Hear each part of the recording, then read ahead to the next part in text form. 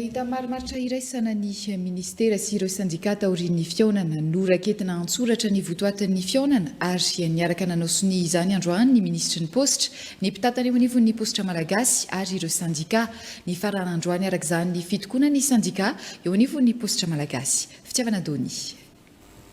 Naharitra ora maromaro alina ny fiaonana teo amin'ny ministry ny postra, ny tale general'ny postra, ny filohan'ny filankevim-pitantanana sy ireo mpikambana ary ireo solotena ny sandika telo eo anivon'ny postra malagasy.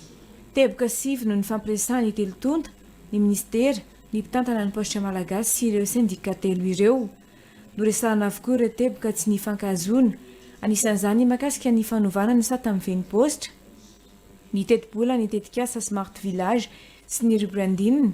ny resaka privatisation ny postra malagasy, ny makasika ireo trano sy fananan'ny postra izay nolazaina fanosorana tamin'izy ireo, ny tokony hijerena ny famindrana ao mpiasam-panjakana ireo ELD sy ny ECD ny postra malagasy, ny fananganana ny autorité de régulation du secteur postal,